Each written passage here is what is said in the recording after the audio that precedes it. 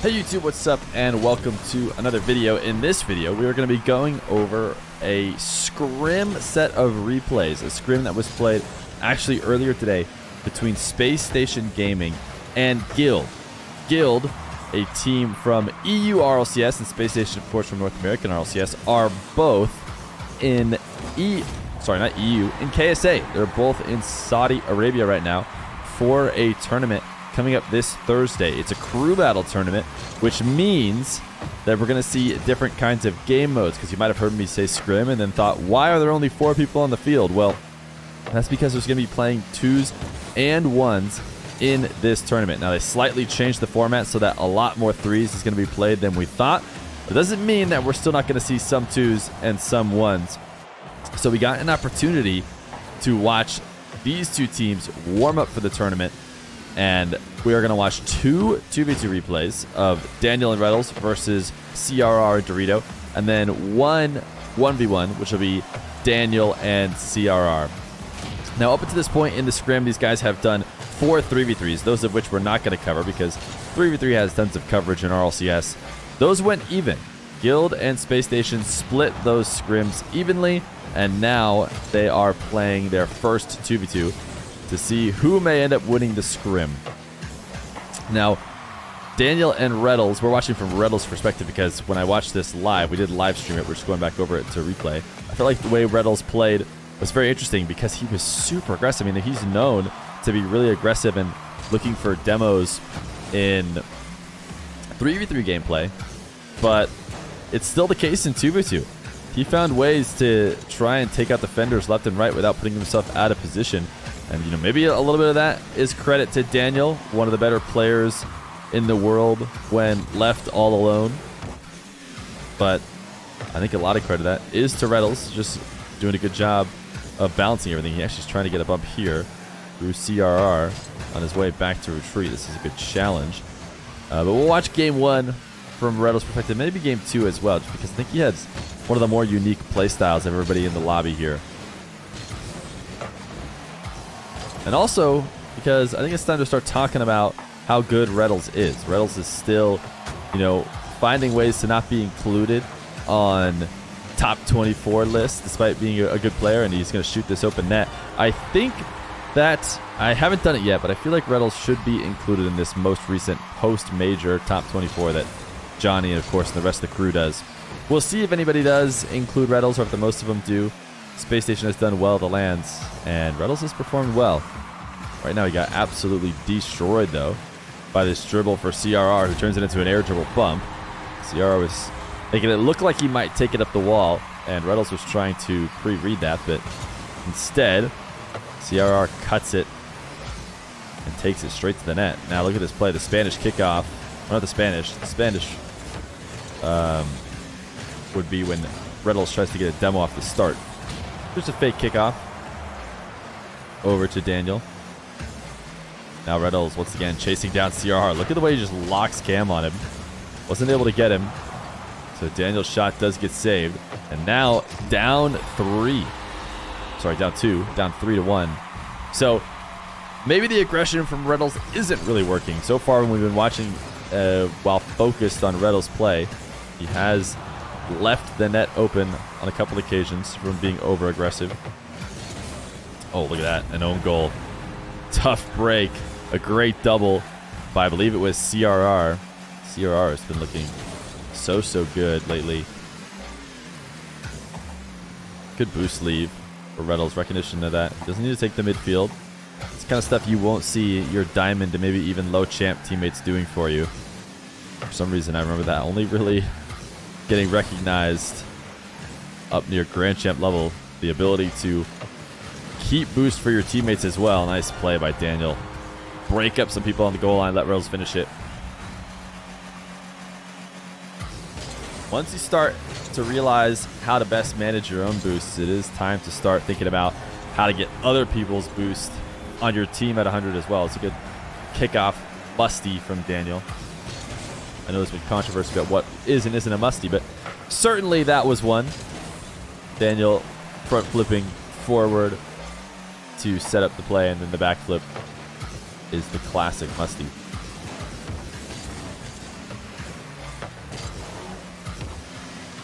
Reynolds trying to get a soft touch on this one to set himself up for the continuation. CR was able to intercept it, and now Daniel up the side wall. Wasn't going to be able to follow it. CRR ends up passing it to Reynolds, and now Reynolds alone. Just a good enough redirection. Almost got caught out of position. Now Daniel hovering right behind him. I don't know if he thought he was going to be able to take over on this play. Seems like it's time for Reynolds to leave. I was going to say until Daniel got corralled away. Reynolds probably staying aggressive a little bit too long when Daniel could have had some better touches. This time, Reynolds to Daniel. Daniel saving his boost for when he hits back down on the ground in order to try and make something happen. Now CRR. His dribble pop does get intercepted just enough. But Daniel gets dusted. CRR the big miss, and Dorito can put off the back wall. Reynolds has no choice but to just pop it upfield to Daniel, who just got 100 boost. And with 2 touches, ties it at 0 seconds for 4-4. And into overtime in this first 2v2 scrim between Guild and SSG. And Reynolds shoots on an open net, and it finds its way in. So a great performance from Reynolds. He did not come out as the MVP. Daniel with his 9 shots does. But a great performance either way. We got one more 2v2 between these guys, and then a 1v1 between Daniel and CRR. We will watch this one from Daniel's perspective this time, but still keep an eye on what Reynolds is doing out there on the field in terms of his 2v2 gameplay.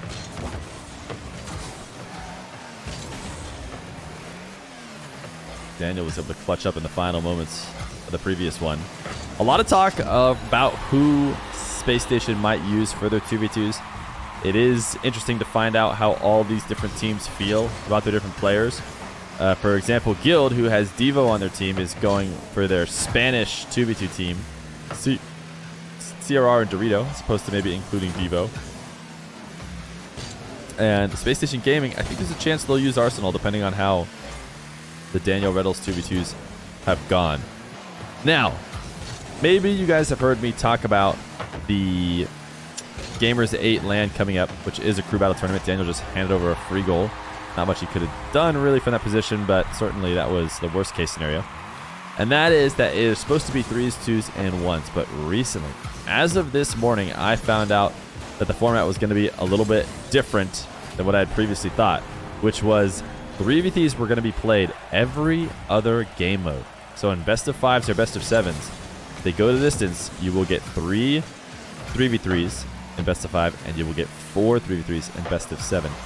Only will the games in between be the special modes. Now this is different in the fact that before, only the first game was forced to be 3v3, and in theory 3v3 could not be played again. You know, teams could pick 2v2 and 1v1 all the way to the end. But from what I have heard, according to Garrett G in my own Twitch chat, saying the players much prefer playing 3v3 and had been trying to move the format towards 3v3, and this was the beat in the middle type solution. Not completely make it a 3v3 tournament, but make it more likely to play more 3s. And while I'm slightly bummed, and slightly is probably to say it minorly, I'm pretty hugely bummed to not see an opportunity to play more 2s and 1s, but you can't blame the players. If you're a top tier team, like say G2, who maybe doesn't ever practice or focus on 2s or 1s, and you are headed to the biggest prize pool on any LAN tournament you've ever played, and you're going to have to hold down these 2 game modes that you do not practice, I can understand why, from that perspective, you would very much want the tournament to move to 3v3 as much as possible. I mean, we're talking literally the biggest LAN by prize pool up until this point that has ever been played. Only will it be beaten out by Worlds when Worlds happens a few weeks later. And just barely beat out, by the way. They're essentially the same prize pool. So humongous prize pool for this tournament.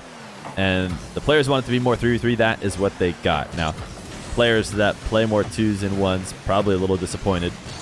I imagine FaZe or even Dig will be, less likely to win with the new changes. But another thing that I want to bring up is that teams in these formats have a humongous tendency to pick 3v3 anyway. So while it's now forced and it feels like we're going to get more 3v3 games than we otherwise would, and that is still true, we probably will, there were tons of crew battles, almost like the majority of crew battles that were played in qualifiers and stuff like this, that had 3v3s as 3 out of the 5 game modes, because teams just like to play what they've practiced. They like to play what they put the most work into, and that is 3v3.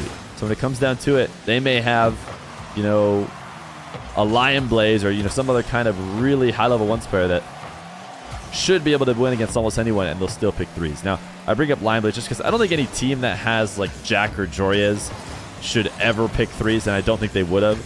But even teams that had high-quality ones players that aren't quite unstoppable were still picking 3s just because that's what their team is used to. So now we'll copium by saying this is just what was going to happen anyways. Teams were going to pick 3s, so we're not too upset.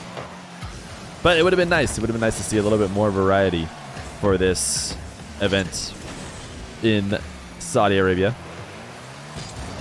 But hopefully we'll get a chance to see maybe First Killer and some other guys we haven't had against EU or Middle East competition on the same ping. But we're definitely only getting best of ones now. It's not even possible to play more than one 1v1.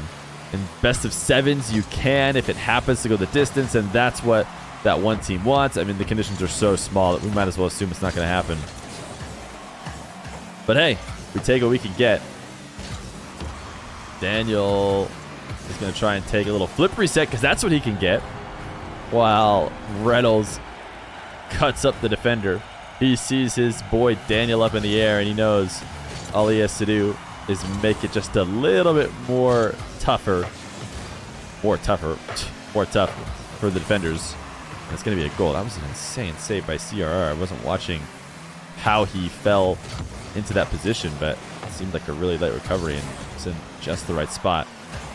SSG looking to try and send this to OT. CRR up too quick. Daniel pulls off the ball and just lets CRR slam it because he recognized that CRR wasn't going to go for a shot, but it doesn't matter. Guild still able to hit it to the ground. So 1-1 in the 2v2s for the scrims between these guys, which means they are now 4 games apiece, SSG and Guild. But they have only one left, and that is a 1v1 between these two players right here. So let's check it out. Daniel versus CRR. We will switch back and forth from both these guys' perspectives on this replay because this is a high-quality game that I'm sure we all wish, as Ones fans, we could have gotten a full best of 5 of, but it is only going to be a best of 1 between these two. CRR has been looking really good. On the rise, I would say, in EU in 1v1. He has been trying to show his stuff for the past few months. Now he's getting ceiling reset, and he uses it to slot it top shelf. Daniel nowhere to be seen. CRR showing us what he can do early at the start of this game. Daniel, on the other hand, not so much on the rise. Not that he isn't a great player. It's just that when you peak at best in the world, which is what I think Daniel did peak at very briefly, you can only really go down from best in the world. So still a very high level ones player. Trying to get a hook shot here on CRR. And I think the more this tournament has had Daniel playing ones, the cleaner and better he has been getting. CRR completely leaving Daniel to do whatever he wants out of his own corner. This bounce dribble, and a bit to be desired. Really ever get a great shot out of it. It's not often that Daniel attacks on the ground with a bounce dribble. He is known to pop balls into the air as soon as possible. This is a great early challenge. He's not letting CRR get comfortable. That was an opportunity for CRR to gain control of the ball. Yet Daniel's still in control. The only reason why he hasn't scored yet is his finishes have been incredibly weak. CRR is not going to have a hard time defending these. He is a very good defender. He could save hard shots. He just hasn't even had to yet. CRR, can he finally break out? He's at least gotten the ball past the halfway line. He won't be able to beat Daniel to the corner boost. And now he has to just set up Daniel for a pass. Daniel through the air. Over the top of CRR. That was a mistake by CRR to give Daniel that dribble. A long defensive stand Felt like a full minute 30. I can't remember when CRR last scored. Oh, that's tough. Immediately a kickoff goal after doing such good work on defense. Daniel basically scores a 2-pointer. And it's now up 2-1. Daniel off the kickoff. Soft flick. Now trying to place it behind CRR, and he does. Look at the placement on that. Top right corner. Low boost. There's no way he's going to be able to turn around and get up to there. Daniel knows it. So he puts it where only he can get to. I guess he didn't really get to it. He just shot it there. CRR cannot. CRR, great counter. Off the post and in. CRR at his own half. Gets himself back within 1. Scoring. Turning up big time here. We had such a stalemate with a few minutes in CRR's half. And he keep that kind of defense up for the rest of the series. Or the single game. They only practiced one 1v1 because they had 1 hour to scrim. So they decided to do 4 threes, 2 2v2s, and 1 1v1. Now what I was suggesting that these teams should do, now especially with the new format, is the ones players could probably just find each other. I mean, there's a few different ones players who will be playing in the event. Great goal by CRR. And probably doesn't even make sense to take the time of the 4 other players on the team during scrim time. There should be tons of opportunity, I would think, to play outside of scrim hours when one's players could just set up games between each other. That way you get the best amount of practice as possible. But who knows? Maybe they'll do that, maybe not. Check out the Twitch stream, twitch.tv/FeerRL. We'll be watching probably more scrims again tomorrow if you want to check those out live. CRR, nice fake, got down in the air, but he couldn't get the pop. He needed to get a bouncing ball after he got the fake, but instead it just rolled, which Daniel is going to be able to cover. Minute 30, these two have almost come to a complete stop here outside Daniel's net. CRR, good backflip challenge, but he got bumped because he can't get back to get the shot. Right now he's trying to starve Daniel out and eventually score like Daniel did earlier in this game, but he has to leave. Daniel escapes. His flick is all just a method to get him some boost, but maybe not. A great angle shot to the top right. Somehow found a way that CRR could not get to it. The post sort of stopping CRR from being able to get to the play in time. He had to take a trip around the post to get the right angle. Daniel knew that. He used the post as protection. Now Daniel, huge ground dribble. The hook shot was faked and CRR had the patience. So instead, Daniel has to flick it. And he misses off the crossbar. CRR, not a lot of angles to make a play. So he does try and get it off the bounce. Just hoping defender left open an opportunity, and both these two are way too smart, way too calm on defense to leave an opportunity like that. 15 seconds. CRR not going to get lucky here as Daniel almost own goals, slamming that off the back wall. CRR needs a good challenge here. Try to convince Daniel to get rid of it, and Daniel instead is just going to go bump CRR twice, and CRR cannot get back to the ball. Some physical play from Daniel to finish it off. So Daniel and SSG do end up winning more games than Guild do in this scrim. One extra game because Daniel was able to win his 1v1. And there will be very limited 1v1s and 2v2s in this event now. But I'm still excited to watch it. It'll be one of the more exciting events of the year. It still has a huge prize pool, so I can't wait to see more.